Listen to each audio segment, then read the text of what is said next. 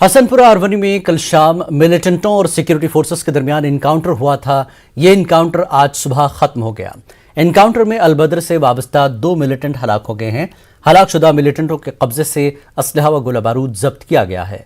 कल शाम security forces को इतला मिली थी कि इलाके में कुछ मिलिटेंट छुपे हैं। इसके बाद फोर्सेस ने इलाके का मुहासरा करके तलाशी कार्रवाई शुरू कर दी थी। तलाशी कार्रवाई के दौरान इलाके में छुपे मिलिटेंटों ने सिक्योरिटी फोर्सेस पर फायरिंग की। रात में अंधेरे की वजह से ऑपरेशन में खलल पड़ा, तहम आज सुबह खत्म हुए इस इनकाउंटर में 2 मिलिटेंट हलाक हो गए हैं। फोर्सेस ने बाद में इलाके में मजीद तलाशी कार्रवाई अंजाम दी। पीडीपी सदर महबूबा मुफ्ती का कहना है कि मुश्किल वक्त में पार्टी को खैरबाद कहने वाले साबिक लीडरों की दोबारा पार्टी में वापसी की कोई गुंजाइश नहीं है। महबूबा मुफ्ती ने न्यूज़ 18 उर्दू के साथ खुसूसी बात की। पीडीपी सदर ने मुफ्ती मोहम्मद सईद की मौत के बाद बीजेपी के साथ इत्तेहाद के मामले पर कहा कि उस वक्त दबाव जरूर था, लेकिन मखलूद हुकूमत की तश्कील का फैसला मेरा अपना था। पीडीपी के सदर महबूबा मुफ्ती हमारे साथ मौजूद हैं। कई लीडर पिछले कुछ दिनों से हम देख रहे हैं कि कई नए चेहरे पार्टी में आ रहे हैं। महबूबा जी, आपसे ये जानना चाहेंगे कि आप ये कह रही हैं कि हमारी पार्टी को तोड़ा जा रहा है, आप नए नए लोग जोड़ रहे हैं? जी बिल्कुल, अच्छा है ऐसा कि जो हमारे पुराने लोग थे जो पार्टी छोड़ के चले गए और उन्होंने खाली पार्टी को धोखा नहीं दिया, उन्होंने यहाँ की कौम को धोखा दिया। क्योंकि जिस वक्त यहाँ की कौम खून के आंसू रो रही थी, उस वक्त वो जाके बाहर से जो यहाँ आए थे मेंबर पार्लियामेंट्रियन, दूसरा उनके साथ खाने खा रहे थे, उनको ये बताने की कोशिश कर रहे थे कि जम्मू कश्मीर में सब ठीक ठाक है। मगर अल्लाह ताला का ये शुक्र है कि उनके जाने के बाद एक राह हमवार होगी। जो नए नए चेहरे, यंग लोग, पढ़े लिखे लोग पार्टी में आ रहे हैं।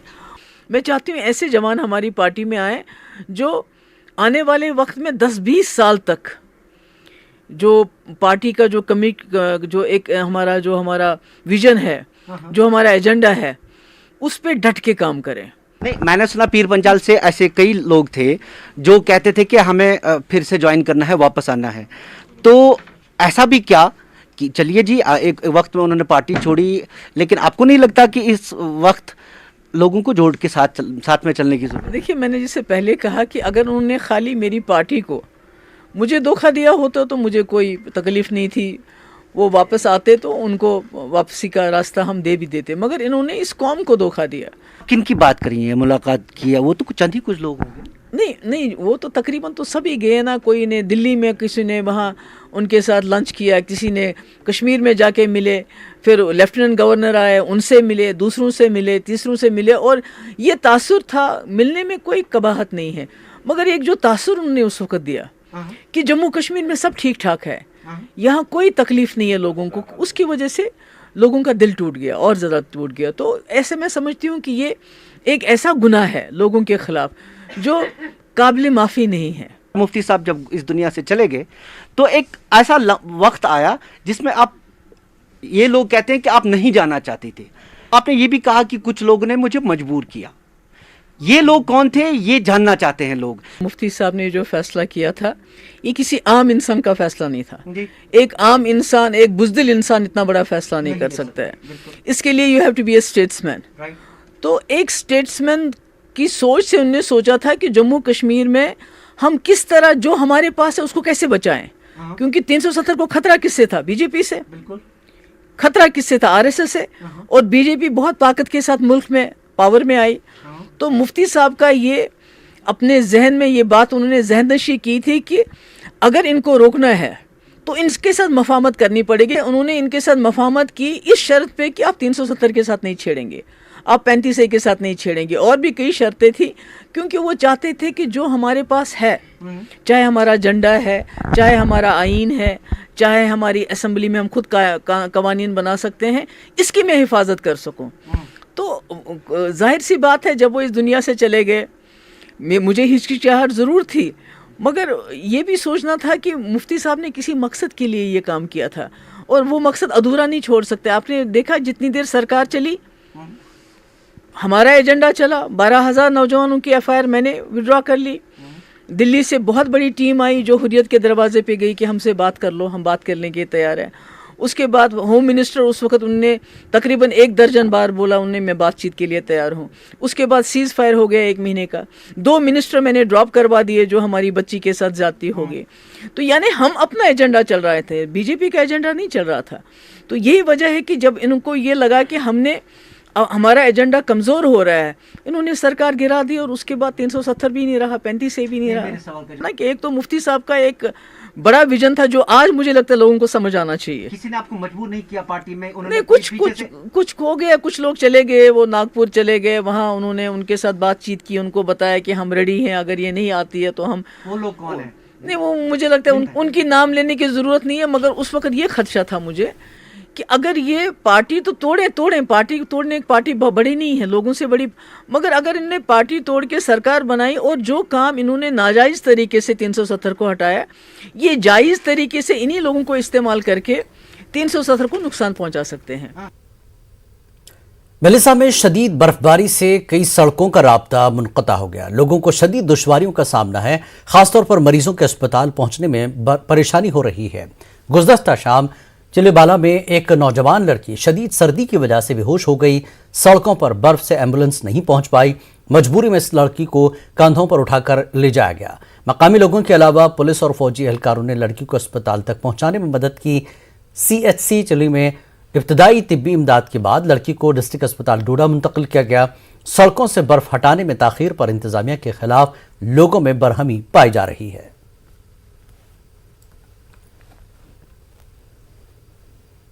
हिंदू मुसलमान भाईचारे को अप्रिशिएट करता हूँ।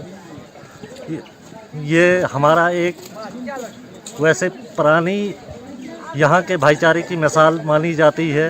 आफत थी, इस आफत के सामने किसी का कोई जोर नहीं चलता है, लेकिन मैं तहसील एडमिनिस्ट्रेशन का शुक्रिया अदा करता हूँ। आप कहीं चापर का इंतज़ाम किया जाए ताकि ये नौजवान बच्ची जो है तो ये अपनी बाकी की ज़िंदगी हो सकता है, इसकी ज़िंदगी जो है वो बच सकती है। फौज हमेशा अवाम की मदद के लिए मौजूद रहती है। शोपियां के शादाब किरवा इलाके में शदीद बर्फबारी के बीच एक 70 साला बुजुर्ग अब्दुर्रहमान बेहोश हो गए थे। अब्दुर्रहमान के इलाज के लिए फौजी डॉक्टर फराहम किया गया और फिर JCB और एक गाड़ी के जरिए मरीज को अस्पताल मुंतकिल किया गया। मकामी लोगों ने फौज की इस कार्रवाई की सताश की। फोन किया, कुछ नहीं, वहाँ आए, कोई लोग नहीं आया मेरे पास।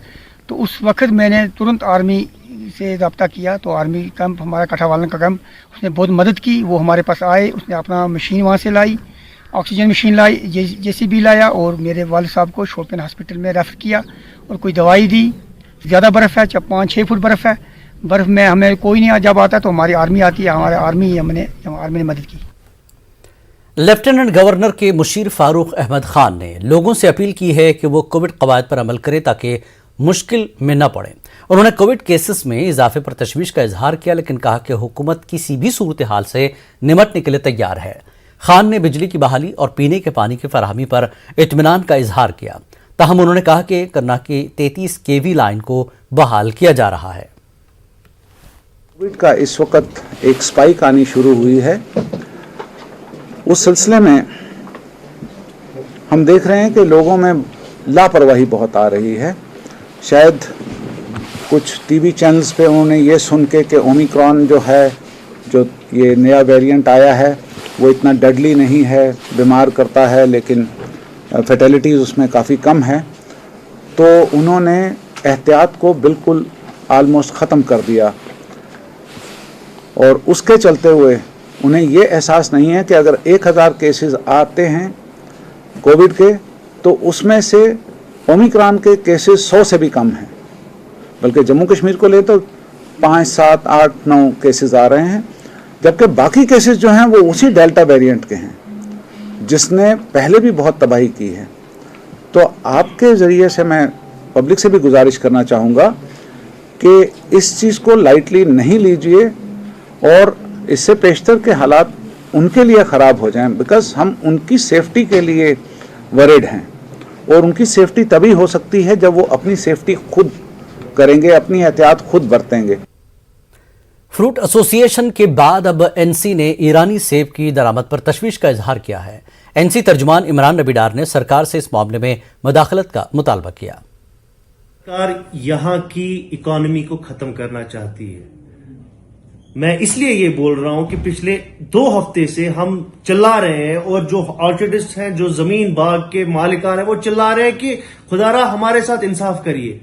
ईरानियन एप्पल जिसको लाया गया है यहाँ पर, इलीगली लाया गया है, जिसपे ना कोई टैक्स है ना कोई एक्साइज है, और उसने हमारे जो यहाँ हॉर्टिकल्चर, जो हमारे बागात से सेब निकलते थे, वो सड़ रहे हैं। यहाँ पे कम से कम 3 करोड़ बॉक्सेस इस टाइम पे पड़े हुए हैं और वो सड़े हुए हैं। और आप ये देखिए कि ये गवर्नमेंट टस से मस नहीं हो रही है। इसी तरह आप पहले ही हमारा टूरिज्म सेक्टर पूरा खत्म बैठा हुआ है, हमारे आर्टिजन्स बेचारे वो दर दर की ठोकरें खा रहे हैं, और अब ये जो रीढ़ की हड्डी थी हमारी हॉर्टिकल्चर सेक्टर, इसको भी, इस पे भी कदगन लग रहे हैं, इस पे भी जो कॉन्स्पिरेसी का शिकार हो रही है। तो क्यों गवर्नमेंट ये यहाँ पे ये सेक्टर्स को खत्म करना चाहती है? क्या ये चाहती है कि कश्मीरी सड़क पे आए भीख मांगे?